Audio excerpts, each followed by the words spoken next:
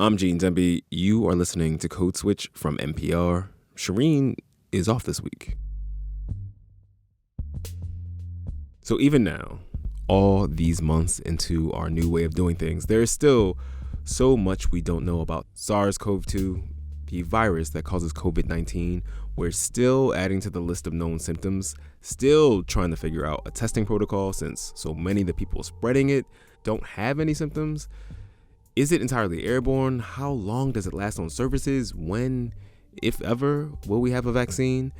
And just this Monday, researchers in Hong Kong confirmed that someone was reinfected with coronavirus months after they first contracted it, which is not how viruses typically work. And leaving aside all these big scientific questions, we still don't know how it's going to affect our country long term. Airports still mostly empty. Schools are reopening and parents are weighing whether it's safe to send their children back to school. Joblessness is at the highest rate since the Great Depression in the 1930s.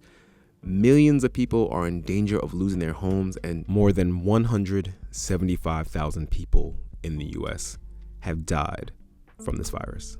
So just how is it that the richest, the most powerful nation in the world has been laid low by a virus that's only a few dozen nanometers in size? Ed Yong, a science writer for The Atlantic, has spent the last 7 months covering the coronavirus. His September cover story for the magazine is titled, "How the Pandemic Defeated America." And in it, he says, it's the inequities that have been with us for generations, in some cases for centuries, that made our body politic such opportunistic targets. In other words, this has a lot to do with class and race. I mean, this is Code Switch after all. Ed wrote, quote, "Water running along a pavement will readily seep into every crack. So too did the unchecked coronavirus seep into every fault line in the modern world." So I mean everything from America's chronic underfunding of public health, which left it vulnerable when this virus started spreading through the country. I'm talking about its understaffed nursing homes and its overstuffed prisons. I'm talking about its healthcare system, which receives a huge amount of money, but struggles with a lack of capacity to surge in a crisis, with wasted funds. It struggles with access to healthcare, which uniquely in the world is predicated on this weird system of employer-tied insurance. And I'm talking about long-standing inequalities in race and other dimensions that, have clearly been a problem for the health of Americans for decades and centuries, but that have manifested in horrible, tragic ways in this pandemic. So I think the overarching thesis of this piece is that SARS-CoV-2 is a new virus, but all the problems that have emerged during this pandemic are not new. They were predictable and preventable. They had been discussed beforehand and just ignored and unheeded and left to fester. Speaking of the beginning of the pandemic, you write that one of the first crucial mistakes in the federal response to the pandemic in the U.S. happened at the end of January, when instead of ramping up, the manufacturing of tests for COVID-19, President Trump decided instead to focus on shutting down the border. So how did that decision accelerate this crisis that we're in now? Well, so I think it's more that it didn't help. The focus on border control, again, was predictable given this president's own predilections. About which he's been consistently vocal throughout his presidency. Right, exactly. What's the say? If you only have a hammer, everything looks like a nail, right? So if your only policy solution is to create borders and walls and fences, then of course that's what you're going to try and do. Now, to be fair, it's a wholly intuitive idea. We know that air travel and travel generally spreads outbreaks from one place to another. So it kind of makes sense. You can understand why someone would think, if I just restrict travel, I beat this pandemic. Mm-hmm. But the problem is that travel bans are often very porous, so they let people through, and we saw that with Trump's travel ban, had loads of exemptions to it. They're often put in too late. We saw that here. We know that the virus was already spreading within the US by the time that ban was enacted. We know that bans can make problems worse by encouraging people to hide symptoms and try and force their way through anyway, find alternative routes. They can sometimes create travel by prompting people to rush to a place where they know that a ban is about to be enforced. And I think most insidiously, they can create this false sense of security where people think that a ban is going to protect them, and they forget to put in all the other measures that they need to actually protect them, like building up testing infrastructure, public health infrastructure.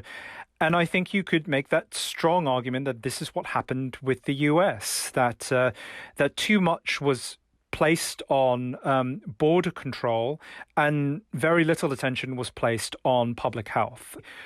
And all of this meant that America lost this valuable head start when it could have started working out where the virus was and how it was spreading. So we're in month 7 of this crisis, as hard as that is to believe. And even now, the president is characterizing the virus as either, a product of China's negligence or China's malfeasance.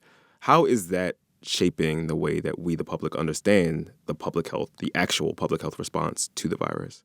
It's catastrophic. In a pandemic, in any kind of epidemic, you need leaders to offer calm, consistent, evidence-based messaging.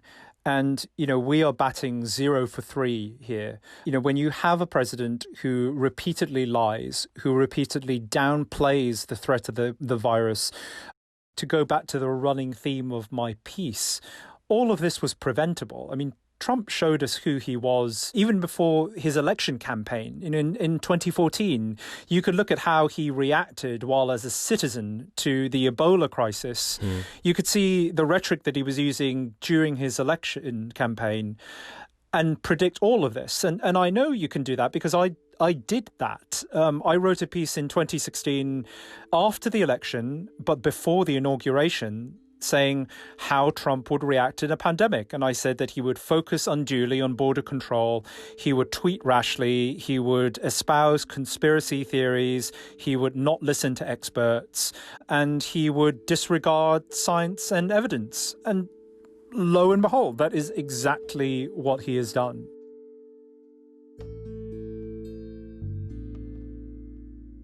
After the break, Ed says protecting the U.S. from another catastrophic pandemic and making our country more just, those are actually the same project. Stay with us.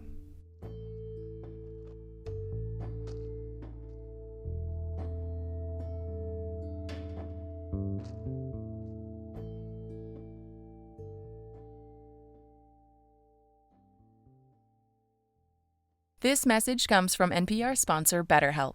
BetterHelp offers licensed professional counselors who specialize in issues such as isolation, depression, stress, anxiety, and more. Connect with your professional counselor in a safe and private online environment when you need professional help. Get help at your own time and your own pace. Schedule secure video or phone sessions, plus chat and text with your therapist. Visit betterhelp.com/code to learn more and get 10% off your first month.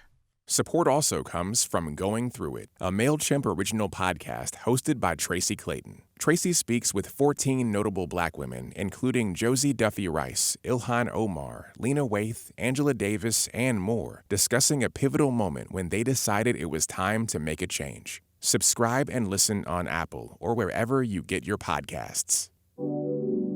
With civil unrest, the pandemic, and the economic crisis, you want to know what's happening right when you wake up. And that's why there is Up First, the news you need in about 10 minutes from NPR News. Listen every day.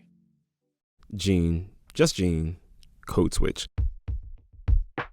Now back to our conversation with Ed Yong of The Atlantic, who says that a major irony of public health is that the better it does its job, the more people tend to ignore it. So public health is about preventing people from getting sick in the first place, rather than, say, just treating people who show up to the hospital who are already sick. And it means that if you do that well, like if you vaccinate your way out of infectious diseases, if you have better sanitation, if you have better nutrition in your neighborhoods, people just have good health. And we take that for granted. And so public health has been underfunded for decades now. The budgets that have gone into it have shrunk. The workforce, therefore, has shrunk. And I think partly it's because of that principle. The better it does its job, the more it's neglected.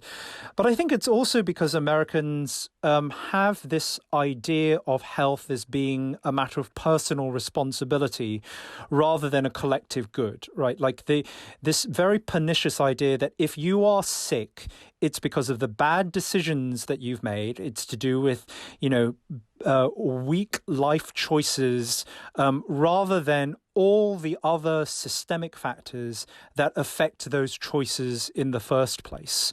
So in this pandemic, we can see that people from poor communities who do these so-called essential jobs find it harder to protect themselves and their families. Like, how do you socially isolate yourselves? How do you, stay at home if you work a low-paid hourly wage job that doesn't give you any kind of paid sick leave?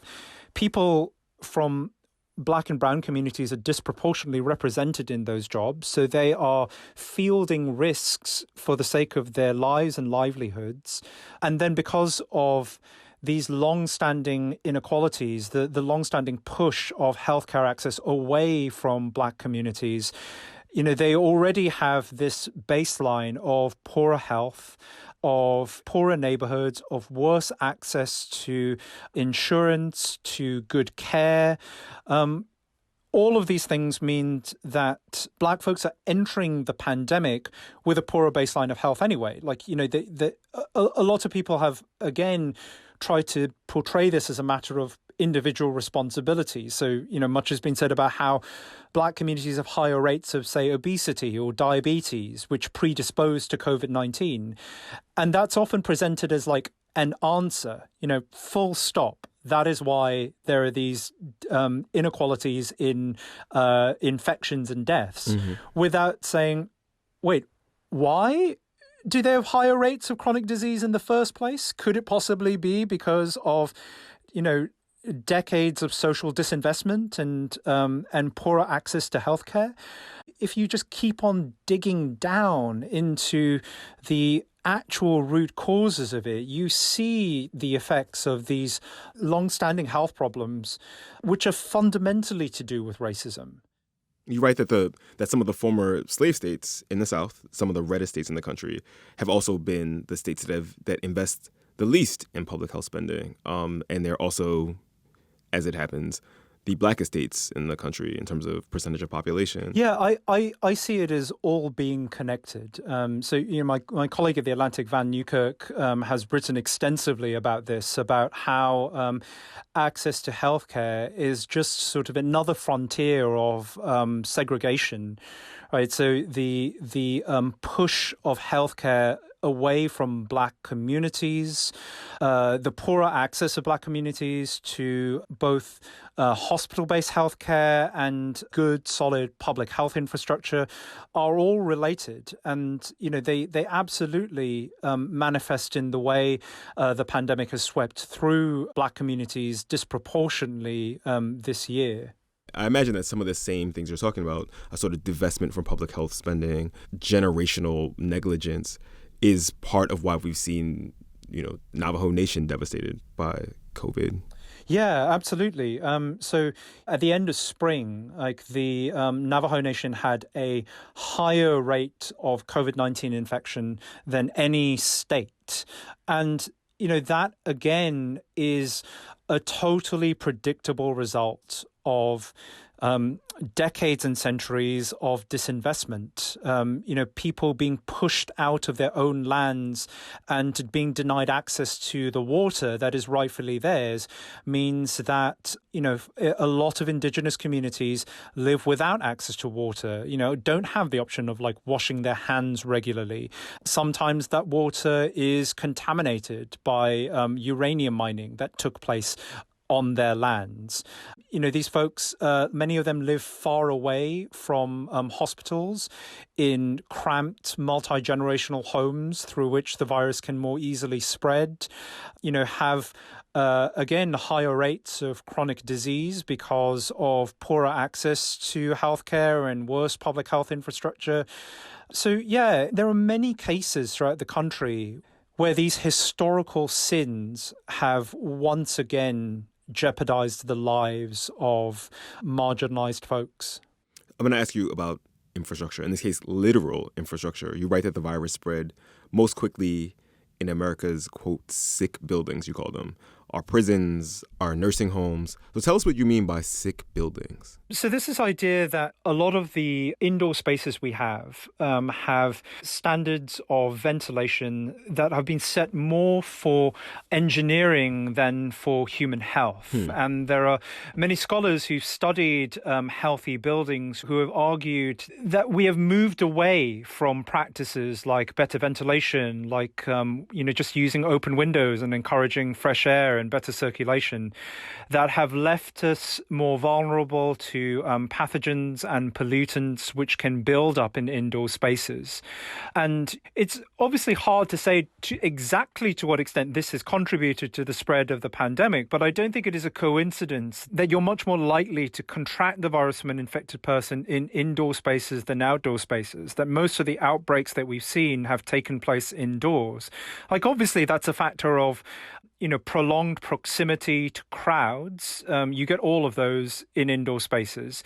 But I think when we think about epidemics and the spreads of disease, we think about, the virus and the people, and we sort of forget that broader environment in which they exist. And so prisons and nursing homes in particular are cauldrons of this sort of structural sickness. Totally. And that's not just to do with the sort of architectural dimension. It's just the way it's also to do with how we think about people in those spaces, who we ignore and who we marginalize and whose lives we truly care about. In terms of prisons, so much has been written about America's carceral state and its punitive attitudes.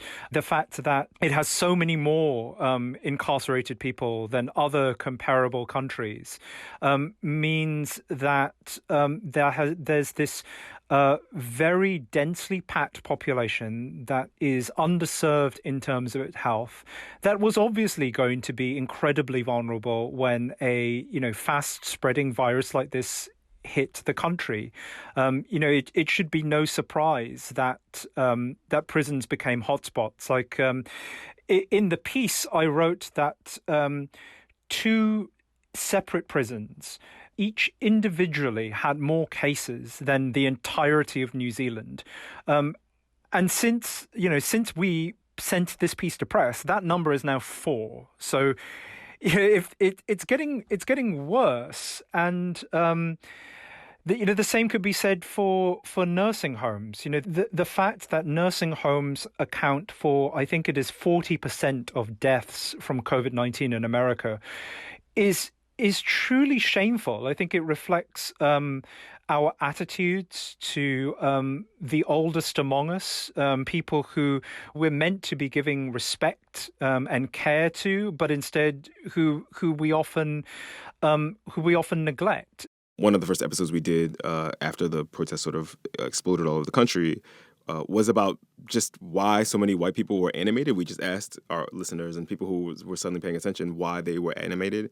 And this sort of precarity that people talked about because of COVID, because of the pandemic, economic precarity, sort of the health precarity, right?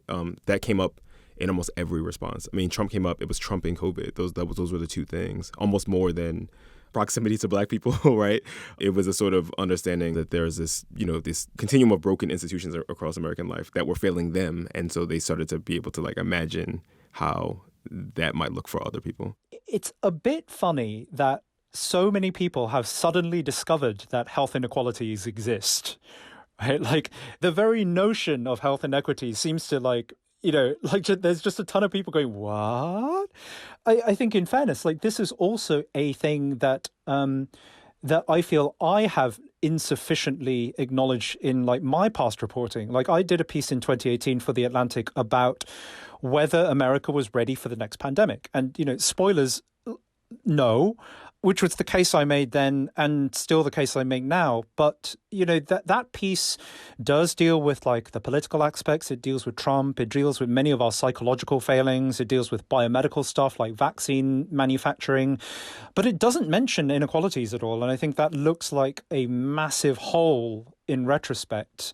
And so I am speaking about this this sort of shift in understanding from a personal note too. I think the extent of this and also the long history that has led up to how inequalities have manifested in the pandemic is something that I am now also grappling with and just will not stop talking about because it's crucial. It's foundational.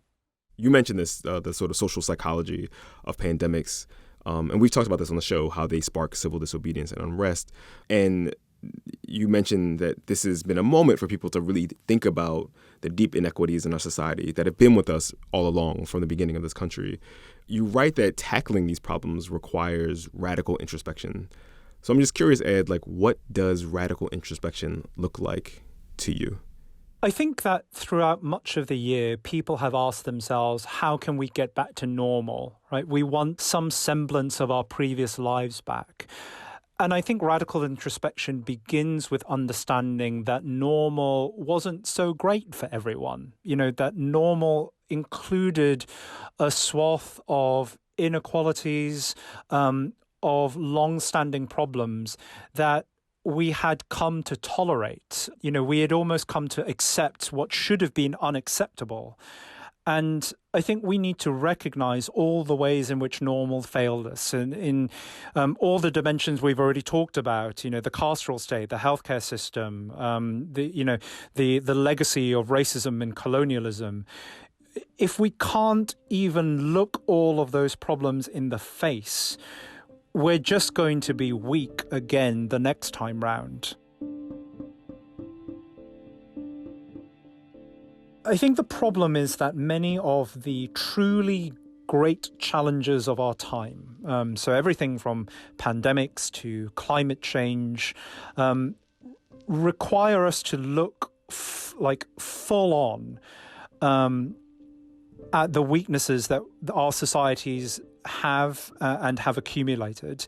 And, that's hard. It takes a lot of work. It's like staring at the sun. You can't just look straight at it, but you kind of have to, because I think the pandemic has shown us that we don't have a choice, right? We should now be able to very clearly see what happens when we allow historical negligence to accumulate.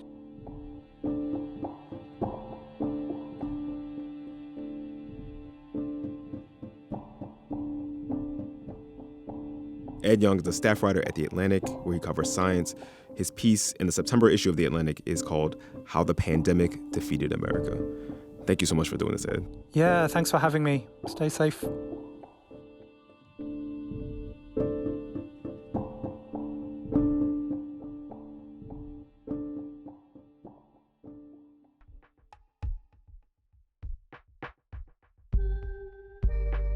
All right, y'all. That's our show. You can follow Shireen at Radio Mirage, all one word, and me at GD215. That's GEEDEE215.